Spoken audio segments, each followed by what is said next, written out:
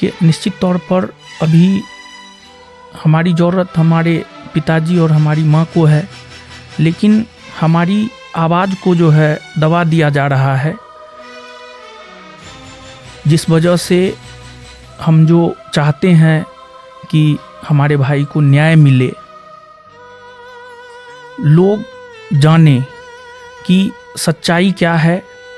और हमको ऐसा लग रहा है कि अगर सच बाहर निकल करके मीडिया के जरिए, आपके जरिए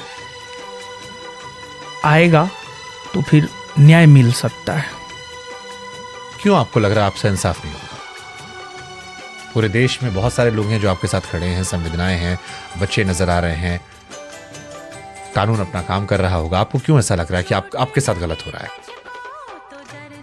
हमको इसलिए भी लग रहा है कि हमारे साथ गलत हो रहा है क्योंकि 2 जून रात 10 बजे की जो घटना है, जिसकी जानकारी हमें थी भी नहीं, और 12 बजे के आसपास एफआईआर होता है और सुबह में 4 बजते बजते जो है हमको अरेस्ट कर लिया जाता है, और फिर उसके बाद हम पे आरोप लगाया जाता है कि हमने गोली चलवाया किसी के कोचिंग पर।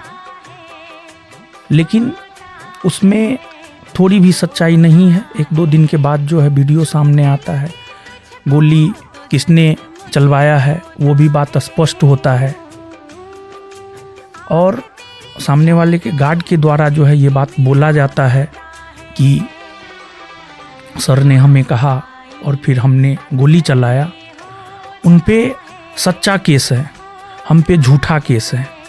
हमको झूठा केस में एफआईआर होने के 4 घंटा के भीतर अरेस्ट करके जेल भेज दिया गया, और उन पे सही केस होने के बावजूद,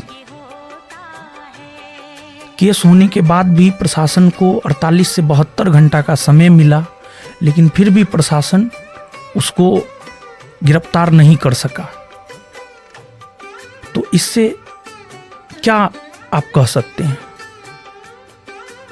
हमको तो ऐसा लगता है कि पूरा प्रशासनिक तंत्र ऊपर से लेकर नीचे तक एक तरफा काम कर रहा है, लेकिन फिर भी हमें सम्राट चौधरी सरकार से उम्मीद है, न्यायपालिका से उम्मीद है कि हमें न्याय मिलेगा और हम न्यायिक लड़ाई लड़ेंगे। तो आप ये कह रहे हैं कि सम्राट चौधरी और उनकी सरकार जो है वो फेवर कर रही है?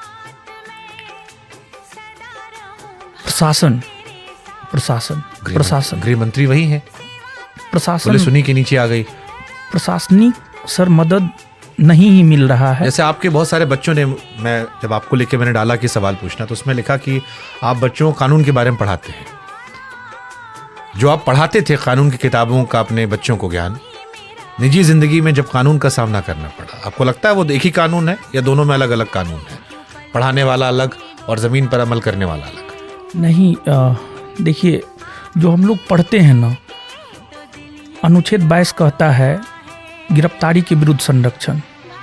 जब पुलिस गिरफ्तार करने के लिए आता है तो 3 प्रकार का अधिकार होता है हमें। पहला अधिकार हमें ये होता है कि हम गिरफ्तारी का कारण जान सकें। हमसे पूछा भी नहीं गया, हम पूछ भी नहीं पाए। प्रशासन इस प्रकार का बिहेव सुबह के 4 बजे आकर के हमारे रूम पे कर रहा था कि हम पूछ भी नहीं पाए कि हमको गिरफ्तार क्यों किया जा रहा है। स्थिति ऐसा बना दिया गया। हमारा कोचिंग कदम कुआं थाना के अंतर्गत आता है। हम जहाँ रहते हैं वो आलमगंज थाना के अंतर्गत आता है। बिना आलमगंज थाना को सूचित किए कदम कुआं थाना ने हमें अरेस्ट किया, जबकि होना ये चाहिए, मेरे ख्याल से, जहाँ तक हमारी जानकारी है, आप जिस क्षेत्र से उठा रहे हैं उस थाना को पता होना चाहिए। एक तो पहला ये, और कदम कुआं के थानाध्यक्ष महोदय जो है, जब हमको अरेस्ट किए तो उनका एक वक्तव्य था, हम तुमको बर्बाद कर देंगे और तुमको भीख मांगने पर जो है रोड पे मजबूर कर देंगे। ये किस सह में उन्होंने बयान दिया है, और उन्होंने हमें बर्बाद कर ही दिया है। हमारा भाई चला गया। अगर हम अरेस्ट नहीं होते, हमारा भाई नहीं जाता। उन्होंने तो हमें रोड पे ला ही दिया है। दूसरी बात, प्रशासनिक मदद नहीं मिल रहा है। हम इस आधार पे भी कह सकते हैं, जब हमें अरेस्ट किया गया तो कदम कुआं थाना के द्वारा अरेस्ट किया गया। हमें कदम कुआं थाना में नहीं रखा गया, हमें दूर के किसी थाना, दीघा थाना में रखा गया था। और फिर दीघा थाना से मेडिकल के लिए हमें LNJP, शास्त्री नगर थाना के बगल में LNJP है, वहाँ ले जाया गया। वहाँ पर हमारा मेडिकल चेकअप हुआ। मैं मेडिकली फिट नहीं था। BP 2 बार, पहली बार BP चेक हुआ, BP हाई था। LNJP के डॉक्टर ने मेडिकली फिट करने से मना कर दिया। फिर कुछ देर के बाद दोबारा BP चेक हुआ, उसके बाद और भी मेरा BP हाई हो गया। तो LNJP अस्पताल ने मेडिकली फिट हमें घोषित नहीं किया।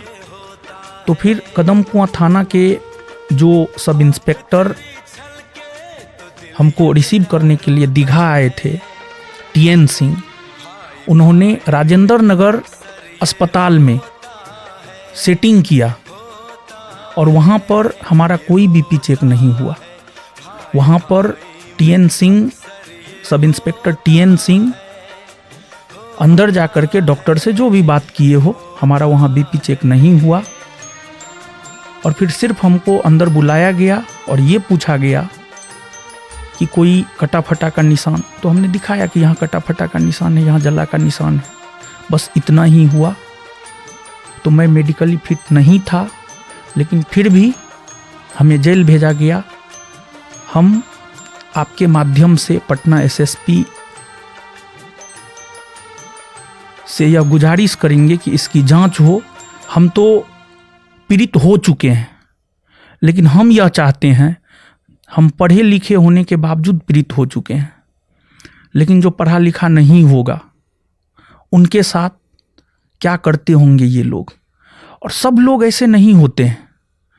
ये जो भी हुआ है, ऐसा नहीं है कि सभी सब इंस्पेक्टर ही गलत होते हैं, सभी पुलिस वाले ही गलत होते हैं, सभी कोई गलत नहीं होते हैं।